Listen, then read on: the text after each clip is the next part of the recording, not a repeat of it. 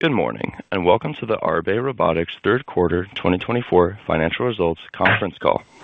All participants will be in listen-only mode. Should you need assistance, please signal a conference specialist by pressing the star key followed by 0. After today's presentation, there will be an opportunity to ask questions. To ask a question, you may press star, then 1 on your touch-tone phone. To withdraw your question, please press star, then 2. Please note this event is being recorded. I would now like to turn the conference over to Miri Segal of NSIR. Please go ahead. Thank you, operator, and everyone for joining us today. Welcome to Arbe's third quarter 2024 financial results conference call.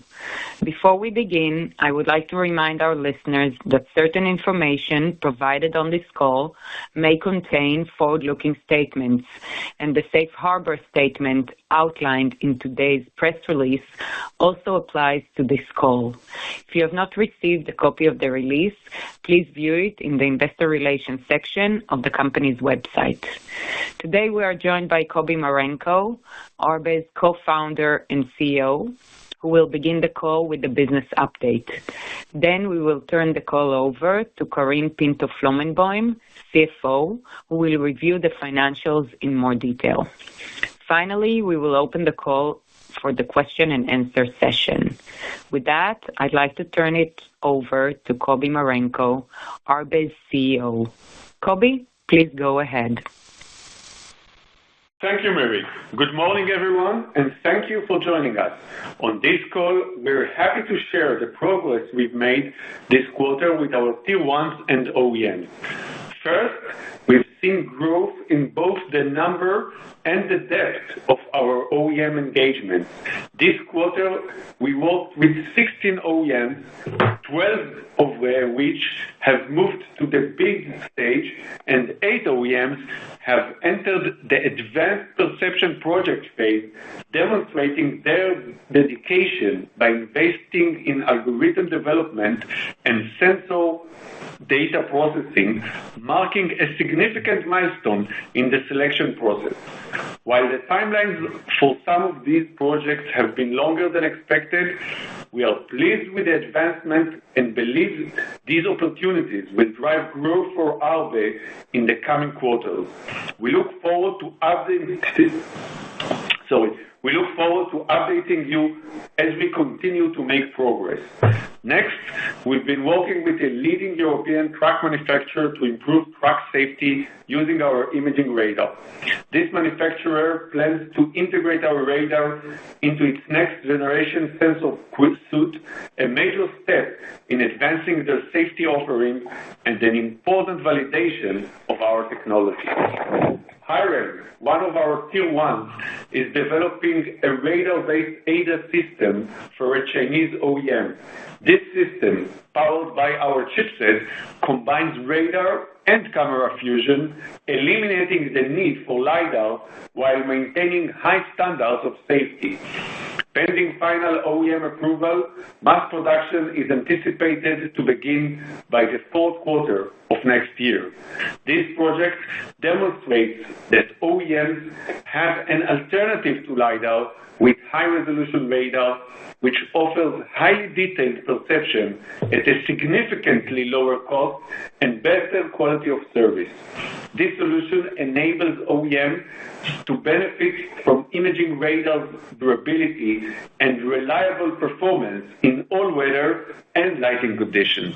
Additionally, the affordability of imaging radar makes it an ideal choice for mass market adoption. Sensrad, another one of our Tier 1s, announced it has entered into a framework agreement to provide 4D imaging radars powered by our chipset to Tianyi Transportation Technology in China. This agreement follows a full year of development and evaluation. The selection of Sensrad's radar based on the Arbe chipset also highlights the growing demand for advanced radar solutions in additional industries beyond automotive. We are seeing increased interest in our radar technology from a variety of new markets, including infrastructure, surveillance, and other transportation sectors. These industries recognize the potential of advanced radar solutions for applications like safety, automation, and environmental monitoring. Our Tier 1s are actively engaging with customers to explore these emerging opportunities. This allows us to expand our total addressable market within new verticals and drive innovation across multiple industries. These advancements reinforce our position as a technology leader and demonstrate the trust that leading manufacturers place in our solutions. They validate our innovation, highlight our competitive advantage, and set the stage for expanding our market share and attracting additional OEMs. Finally, we are happy to report that we successfully completed a public offering of up to $49 million earlier this month. As part of the offering, $15 million were received upfront, with an additional $34 million subject to cash exercise of long-term and milestone-linked warrants. The offering was led by AWM Investments, one of our major investors who led our 2023 offering, along with new investors. The proceeds will support our planned production ramp-up in 2025. We believe this funding marks an important step as we move closer to production and aim to be cash flow positive in 2027. Lastly, our executive team will be meeting with investors at CES from January 7th to January 10th, where we will be hosting live demos of our real-time AI-based free space mapping. We would love to meet you there. Now, I'll hand it over to our CFO, Karine, to review the financials. Thank you, Kobi, and hello, everyone. I'd like to review our financial results for the third quarter of 2024 in more detail. Total revenue in the third quarter was $0.1 million, a decrease from $0.5 million in Q3 2023. Backlog as of September 30th was $0.3 million and is expected to be recognized as revenue in the next coming quarters. Negative gross margin for Q3 2024 was $0.3 million compared to a positive gross margin of $0.1 million or 24% in Q3 2023. The decrease in gross margin was primarily related to revenue reduction with a fixed cost level of expenses. Moving on to expenses, in Q3 2024, we reported total operating expenses of $12.2 million compared to $11.7 million in Q3 2023. The increase in operating expenses was primarily driven by an increase in our research and development, labor cost, and subcontractors cost, as we strengthen our investment in advanced software development, chip readiness, and safety certification toward production readiness. Operating loss in the third quarter of 2024 was $12.4 million, an increase from $11.6 million operating loss in the third quarter of 2023. Net loss in the third quarter of 2024 increased to $12.6 million compared to a net loss of $11.7 million in the third quarter of 2023. Net loss in the third quarter of 2024 included $0.1 million of financial expenses. Adjusted EBITDA, a non-GAAP measurement which excludes expenses for share-based compensation and for non-recurring items, was a loss of $8.2 million in Q3 of 2024. This is compared to a loss of $7.5 million in the third quarter of 2023. Please see our earnings release for reconciliation to GAAP net loss. Moving to our balance sheet.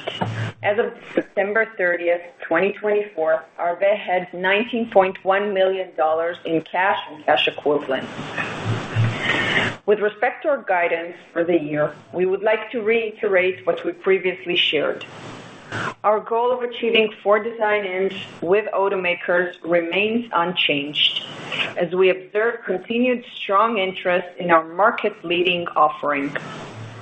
We have strengthened our positioning in all our RFQ engagements, even though the OEMs have shifted their decision timelines from late 23 to 24.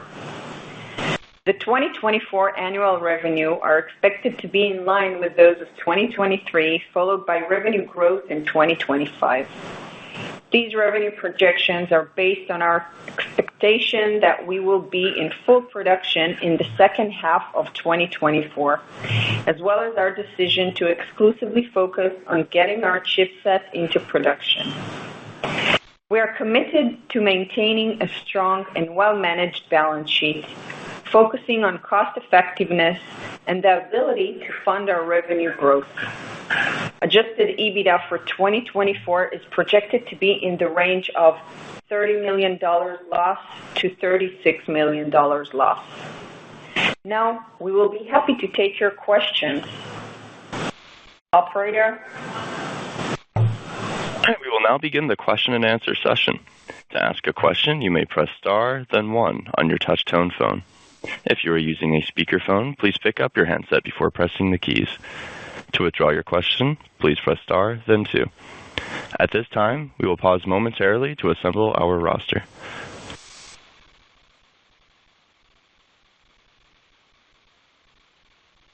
And the first question comes from Suji DeSilva with Roth Capital. Please go ahead.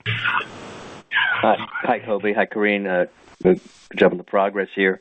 The OEM programs, Kobi, can you give us your perspective on adoption of imaging radar, given the delay and push-outs of some ADAS or EV models? How is that dovetailing with the need to implement a radar? Any thoughts that would be helpful? Yeah, so I think overall, as you're probably aware, all of the ADAS market suffered from delays. At the beginning, it was because of the supply chain, then it was because of the focus on the EV stuff. But now I believe that we are back on track with major production timelines and major programs in place, in line to achieve hands-free driving, eyes-off driving on the highway. All of the Western OEMs have those programs. Selection of imaging radar is key factor for that. So the only way to do a real hands-free driving, eyes-off driving that will be safe on the highway is by using imaging radar that gives you the long range that is needed. I think that Mercedes stated it early this year in a conference in Berlin. Dr. Jürgen Dickmann, I would say the leading expert in radar, in automotive radar, said that in order to have a real safe ADAS system, you must have a long-range radar that has minimum channels of 32 by 32 channels, which is basically Arbe's solution and Mobileye. And following that, I think all of the major OEMs plan to select an imaging radar in a high channel count in the next few quarters. We know that part of them will do the selection even before the year end, although only a few weeks left. We definitely believe that the first selection would be made this year, and the customers that not yet took a decision will take their decision early next year, Q1 and Q2, in order to start collecting data with a full system that has cameras and radar, some of them also with LiDAR, train the algorithm, and launch real hands-free driving towards the second half of the decade, 27, 28 year would be, I think, the starting point. By 2030, we will see already a ramp up. And, 10 years from now, I believe that we will all be in a situation that this kind of service is a basic feature of the car, like listening to radio. That makes sense, Kobe. And maybe specifically, that's the kind of their demand and models. Is there anything pushing them from a regulatory front to have to act on this? Any specific regulatory actions in a geography that you'd point out as being initial catalysts? Yeah, so first of all, there is already regulation in the States and as well as in Europe that's pushing long-range radars, imaging radars for pure ADAS for emergency braking. We hope that this regulation won't change with the new government. But we think that this is a major driver for OEMs to adopt an imaging radar, the ability to have a full automatic braking in any weather, any lighting condition up to a very long range. Okay. And switching over to non-auto, Kobe, you talked about SenseRad and the success in China with Tianyi. Can you talk about the sales cycle and the time to unit revenues there, perhaps versus auto, and whether that can come in sooner? I imagine it's a shorter sales cycle, but any color there would be helpful in the non-auto market. I think that there is, in the non-auto market, the sales cycle is more or less like in auto, but the time to production is much shorter. So in auto, the sales cycle can be 2 to 3 years, but then the year model that will start production with your radar can take another 3 years. In non-auto, the sales cycle is the same, but we will definitely start seeing revenues in 25 and definitely in 26. I can say that also we see opportunities in defense technology for our radar, and in other verticals that the revenues might come dramatically earlier. Okay, it's helpful color. Thanks, I'll pass it on. Again, if you have a question, please press star, then 1.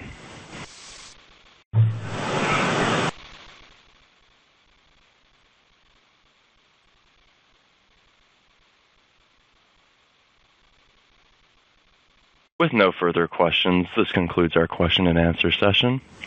Oh, pardon me. Looks like we do have a questioner. The next question will come from Dan Parsley as a private investor. Please go ahead. Good morning, Kobe.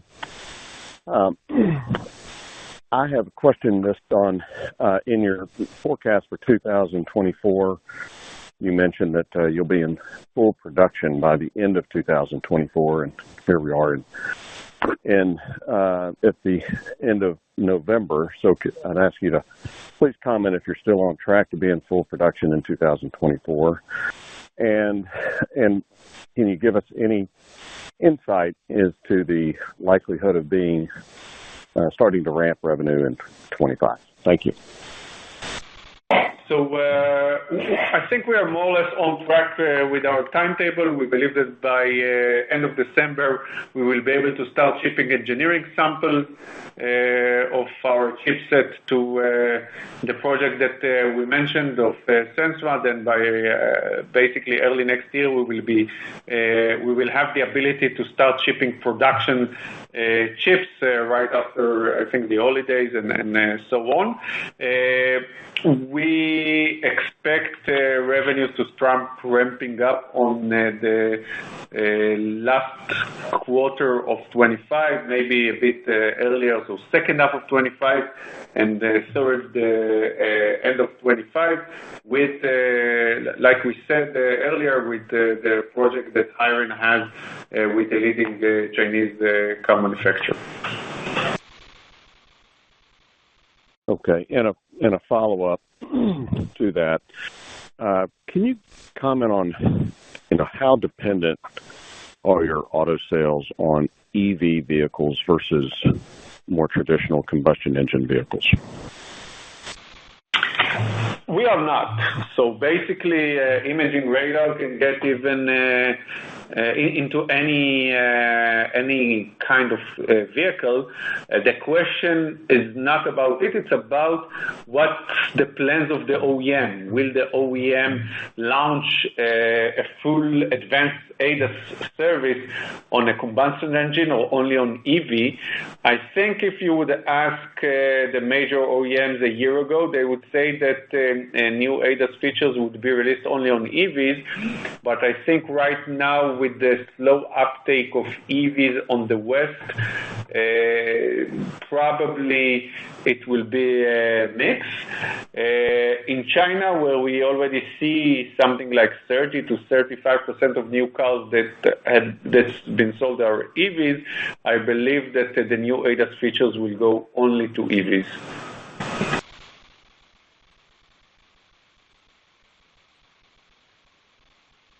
Thank you. Thank you so much for that question. This concludes our question and answer session. I would like to turn the conference back over to Kobi Marenko for any closing remarks. Thank you. We were pleased to have you join us today. To our employees and partners, your continued dedication is deeply appreciated. We look forward to updating you on Arbe's progress in the coming weeks. Look out for updates as we prepare for several investor events. We'd love to meet you in person for additional discussions. Please contact us at investors@arberobotics.com or visit our website to schedule a meeting. Thank you all. The conference is now concluded. Thank you for attending today's presentation. You may now disconnect.